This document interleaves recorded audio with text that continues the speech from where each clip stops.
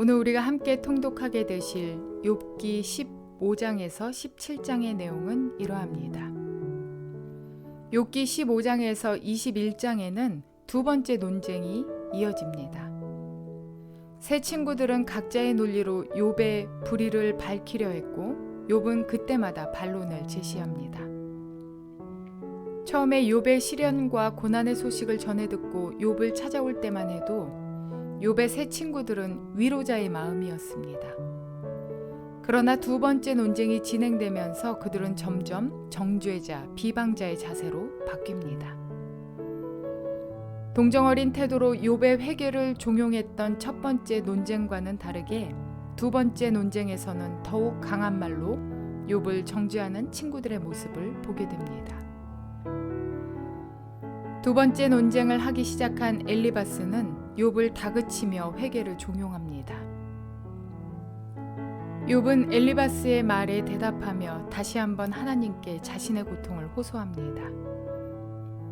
지금 욥이 감당해야 하는 아픔은 욥이 당하는 현실적인 고난 문제와 더불어 욥을 정죄하는 그의 친구들, 그리고 여전히 침묵하고 계신 하나님으로 인해 더욱 무겁게 다가오고 있습니다. 살아있으나 삶에 대한 희망을 상실하는 데까지 이른 욥의 절망을 보면서 욥의 고통이 얼마나 컸는지를 짐작해 보게 됩니다. 이러한 내용들을 기억하셔서 통독에 도움이 되시기를 바랍니다. 욥기 15장. 대만 사람 엘리바스가 대답하였다. 지혜롭다는 사람이 어찌하여 열을 올리며 궤변을 말하느냐.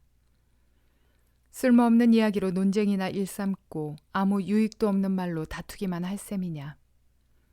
정말 너야말로 하나님을 두려워하는 마음도 내던져 버리고 하나님 앞에서 뉘우치며 기도하는 일조차도 팽개쳐 버리는구나. 네 죄가 네 입을 부추겨서 그 혀로 간사한 말만 골라서 하게 한다. 너를 정죄하는 것은 네 입이지 내가 아니다. 바로 네 입술이 네게 불리하게 증언한다. 네가 맨 처음으로 세상에 태어난 사람이기라도 하며 산보다 먼저 생겨난 존재라도 되느냐. 네가 하나님의 회의를 엿듣기라도 하였느냐. 어찌하여 너만 지혜가 있다고 주장하느냐. 우리가 알지 못하는 어떤 것을 너 혼자만 알고 있기라도 하며 우리가 깨닫지 못하는 그 무엇을 너 혼자만 깨닫기라도 하였다는 말이냐. 우리가 사귀는 사람 가운데는 나이가 많은 이도 있고 머리가 센 이도 있다. 네 아버지보다 나이가 더든 이도 있다. 하나님이 내게 위로를 베푸시는데도 네게는 그 위로가 별것 아니란 말이냐. 하나님이 네게 부드럽게 말씀하시는데도 네게는 그 말씀이 하찮게 들리느냐. 무엇이 너를 그렇게 건방지게 하였으며 그처럼 눈을 부라리게 하였느냐. 어찌하여 너는 하나님께 격한 심정을 털어놓으며 하나님께 함부로 입을 놀려대느냐. 인생이 무엇이기에 깨끗하다고 할 수 있겠으며 여인에게서 태어난 사람이 무엇이기에 의롭다고 할 수 있겠느냐. 바로 그것이다. 하나님은 당신의 천사들마저도 반드시 신뢰할 수 있다고 여기지는 않으신다. 그분 눈에는 푸른 하늘도 깨끗하게만 보이지는 않는다. 하물며 구역질 나도록 부패하여 죄를 물 마시듯 하는 사람이야 어떠하겠느냐. 네게 가르쳐 줄 것이 있으니 들어보아라. 내가 배운 지혜를 네게 말해주겠다. 이것은 내가 지혜로운 사람들에게서 배운 것이고 지혜로운 사람들도 자기 조상에게서 배운 공개된 지혜다. 그들이 살던 땅은 이방인이 없는 땅이고 거기에서는 아무도 그들을 곁길로 꿰어내서 하나님을 떠나게 하지 못하였다. 악한 일만 저지른 자들은 평생 동안 분노 속에서 고통을 받으며 잔인하게 살아온 자들도 죽는 날까지 같은 형벌을 받는다. 들리는 소식이라고는 다 두려운 소식뿐이고 좀 평안해졌는가 하면 갑자기 파괴되는 자가 들이닥치는 것이다. 그런 사람은 어디에선가 칼이 목숨을 노리고 있으므로 흑암에서 벗어나서 도망할 희망마저 가질 수 없다. 날짐승이 그의 주검을 먹으려고 기다리고 있으니 더 이상 앞날이 없음을 그는 깨닫는다. 재난과 고통이 공격할 준비가 다 된 왕처럼 그를 공포 속에 몰아놓고 칠 것이다. 이것은 모두 그가 하나님께 대항하여 주먹을 휘두르고 전능하신 분을 우습게 여긴 탓이 아니겠느냐.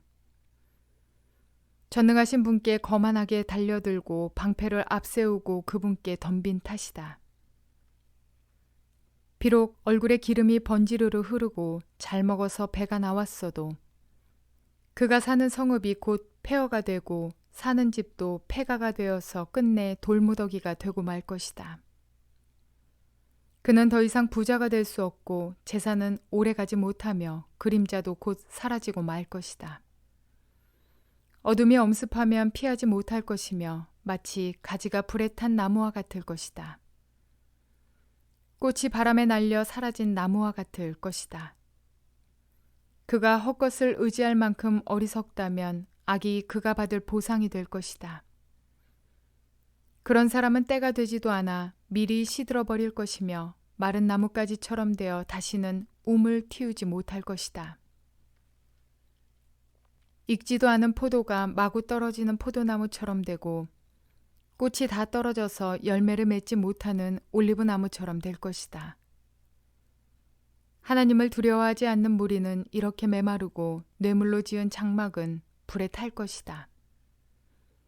재난을 잉태하고 죄악만을 낳으니 그들의 뱃속에는 거짓만 들어있을 뿐이다. 욥기 16장. 욥이 대답하였다. 그런 말은 전부터 많이 들었다. 나를 위로한다고 하지만 오히려 너희는 하나같이 나를 괴롭힐 뿐이다. 너희는 이런 헛된 소리를 끝도 없이 계속할 테냐? 무엇에 홀려서 그렇게 말끝마다 나를 괴롭히느냐? 너희가 내 처지가 되면 나도 너희처럼 말할 수 있을 것이다. 나도 너희에게 마구 말을 퍼부으며 가엾다는 듯이 머리를 내저을 것이다. 내가 입을 열어 여러 가지 말로 너희를 격려하며 입에 발린 말로 너희를 위로하였을 것이다. 내가 아무리 말을 해도 이 고통 줄어들지 않습니다. 입을 다물어 보아도 이 아픔이 떠나가지 않습니다.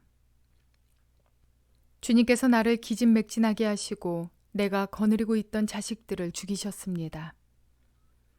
주님께서 나를 체포하시고 주님께서 내 적이 되셨습니다. 내게 있는 것이라고는 피골이 상접한 앙상한 모습뿐입니다. 이것이 바로 주님께서 나를 치신 증거입니다. 사람들은 피골이 상접한 내 모습을 보고 내가 지은 죄로 내가 벌을 받았다고 합니다. 주님께서 내게 분노하시고 나를 미워하시며 내게 이를 가시며 내 원수가 되셔서 살기찬 눈초리로 나를 노려보시니 사람들도 나를 경멸하는구나. 욕하며 뺨을 치는구나. 모두 한패가 되어 내게 달려드는구나. 하나님이 나를 범법자에게 넘겨버리시며 나를 악한 자의 소나기에 내맡기셨다. 나는 평안히 살고 있었는데 하나님이 나를 으스러뜨리셨다. 내 목덜미를 잡고 내던져서 나를 부스러뜨리셨다. 그가 나를 세우고 관역을 삼으시니 그가 쏜 화살들이 사방에서 나에게 달려든다. 그가 사정없이 내 허리를 뚫으시고 내 내장을 땅에 쏟아내신다. 그가 나를 갈기갈기 찢고 또 찢으시려고 용사처럼 내게 달려드신다. 내가 맨살에 베옷을 걸치고 통곡한다. 내 위세를 먼지 속에 묻고 여기 이렇게 시궁창에 앉아있다. 하도 울어서 얼굴마저 핏빛이 되었고 눈꺼풀에는 죽음의 그림자가 덮여있다. 그러나 나는 폭행을 저지른 일이 없으며 내 기도는 언제나 진실하였다. 땅아, 내게 닥쳐온 이 잘못된 일을 숨기지 말아라. 애타게 정의를 찾는 내 부르짖음이 허공에 흩어지게 하지 말아라. 하늘에 내 증인이 계시고 높은 곳에 내 변호인이 계신다. 내 중재자는 내 친구다. 나는 하나님께 눈물로 호소한다. 사람이 친구를 위하여 변호하듯이 그가 하나님께 내 사정을 아랜다. 이제 몇 해만 더 살면 나는 돌아오지 못하는 길로 갈 것이다. 욥기 17장. 기운도 없어지고 살 날도 얼마 남지 않고 무덤이 나를 기다리고 있구나. 조롱하는 무리들이 나를 둘러싸고 있으니 그들이 얼마나 심하게 나를 조롱하는지를 내가 똑똑히 볼 수 있다. 주님, 주님께서 친히 내 보증이 되어 주십시오. 내 보증이 되실 분은 주님밖에는 아무도 없습니다. 주님께서 그들의 마음을 마비시키셔서 다시는 내게 우쭐대지 못하게 해주십시오. 옛 격언에도 이르기를 돈에 눈이 멀어 친구를 버리면 자식이 눈이 먼다 하였다. 사람들이 이 격언을 가지고 나를 공격하는구나. 사람들이 와서 내 얼굴에 침을 뱉는구나. 근심 때문에 눈이 멀고 팔과 다리도 그림자처럼 야위어졌다. 정직하다고 자칭하는 자들이 이 모습을 보고 놀라며 무죄하다고 자칭하는 자들이 나를 보고 불경스럽다고 규탄하는구나. 자칭 신분이 높다는 자들은 더욱더 자기들이 옳다고 우기는구나.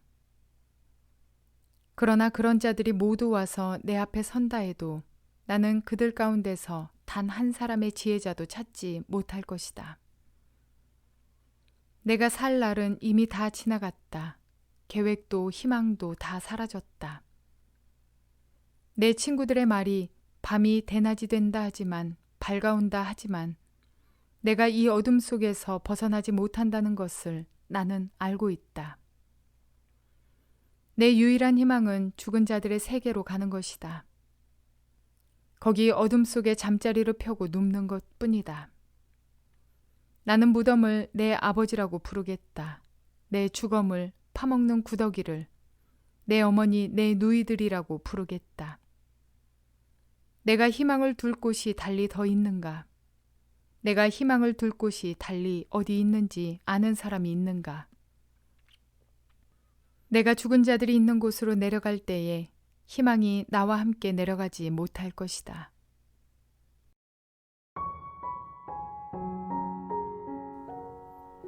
이분법적인 논리로 하나님께서 의인은 구원하시고 악인은 심판하신다. 물론 엘리바스의 주장이 일반적으로 옳은 말이기는 하지만 욥에게 적용할 수 있는 말은 아니었습니다. 하나님께서 인생들, 특히 의인에게 고통을 안겨주실 때는 꼭 그들의 죄악의 이유가 있는 것이 아닙니다. 하나님께서는 아브라함에게 더 큰 복을 주시기 위해 아들 이삭을 번제로 드리라는 명령을 하셨던 분입니다. 하나님의 이러한 측면을 친구들은 알지 못하고 있는 것입니다. 이와 같이 우리들도 살아가면서 다치고 아픈 사람을 만났을 때 그 아픔을 함께하기보다는 그가 그러한 아픔을 당하는 데에는 뭔가 이유가 있을 것이라고 생각하곤 합니다. 그리고 자신이 그런 상황에 처하지 않은 것을 다행스러워하며 그것이 마치 자신의 의로움 때문인 것으로 착각한 경우가 있습니다. 하지만 욥의 경우에도 볼 수 있듯이 고통은 예고 없이 누구에게나 닥칠 수 있는 것입니다. 그리고 고난과 아픔을 당하는 것이 꼭 불의와 죄악으로 인한 것이라고는 단정할 수도 없습니다. 욥과 같이 시험적인 고난을 당할 수도 있기 때문입니다. 그러므로 누군가 고통 가운데 있다면 나 역시 그 사람의 입장이 될 수 있음을 알고 그에게 가장 필요한 위로의 말을 건넬 수 있는 사람이 되어야 할 것입니다. 따라서 우리는 듣기는 속해하되 말하기는 더디하며 공감하되 상대의 슬픔과 아픔을 공감하는 우리 모두가 되시기를 주님의 이름으로 축원을 드립니다.